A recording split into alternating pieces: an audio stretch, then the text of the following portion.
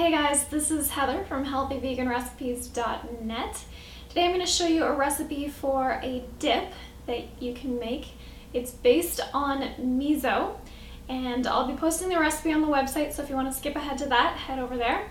But for those of you who want to see how it's made, I will be showing you that right now. Now, this is a dip that I made recently when we had some friends over for dinner. And if you've been following along on my nutrition blog at healthyeatingstartshere.com, you'll know that I find it kind of tricky to go out to a restaurant where I don't have control over what foods I'm eating. So when we get together with friends, we often like to eat in, and it's a lot more fun sometimes too. You can stay as late as you want.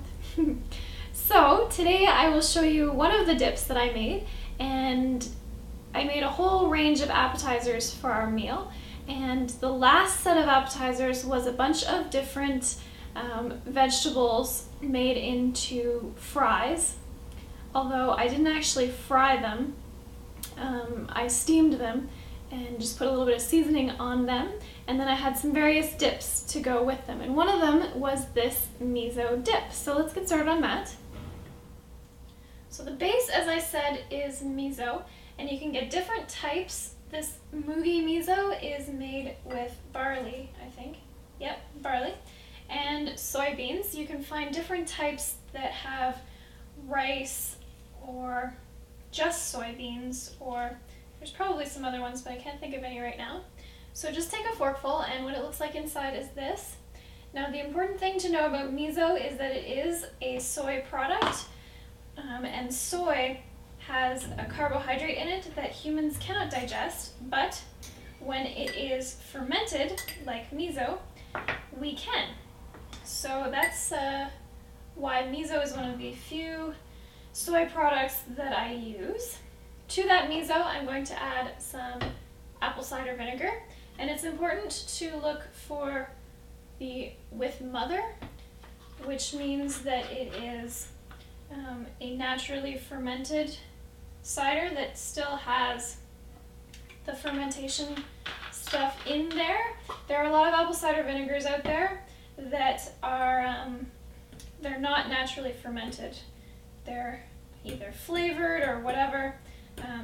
Having the mother in there doesn't make too much of a difference, but what it tells you is that it's a properly made apple cider vinegar, and this one hasn't been pasteurized, so it's raw, and having the mother in there makes sure that it will stay good and fresh and healthy while you drink it.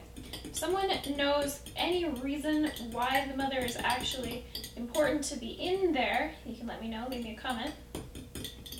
As far as I know, it just makes sure that it's nice and fresh. Okay, so I've got some apple cider vinegar mixed up with the miso, and the texture is a little bit thick, but it's a nice creamy kind of consistency.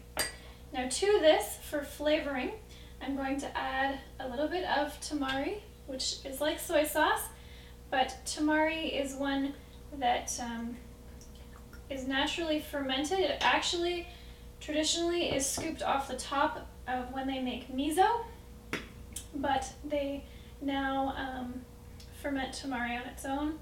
I've got a little dash of toasted sesame oil for flavor, and then if you want to add a little bit of sweetness, you can do some maple syrup, and this is a jar that was actually made by a friend of mine. So there you go, Liz, you're famous. I used your maple syrup. They tapped the trees on their property, and then her husband and her dad actually went through and boiled it down and made it into the deliciousness that we know and love. So whisk that all together, and then the final thing I'm going to add in here is some fresh ginger. You can also use some ground ginger as well, but it won't be quite the same flavor. And what I like to do with ginger is grate and juice it. So you can grate this with the skin on, and this grater is a little bit special because it doesn't go through. There are no holes on the back like a normal grater. What that does is make sure that the juice from the ginger stays put. And what you're grating this for is the juice. So this is a bit of a piece, some old ginger, so it's not terribly juicy. I'm not sure how much I'm going to get out of it, but anyway. So gather all of the pulp together in one little group. And then you're going to squeeze it. See if I can get a good angle for you guys here. So I'm going to squeeze it and you'll see the juice, whatever there is, dribble down. So like I said, not the juiciest piece, but we'll get a little bit.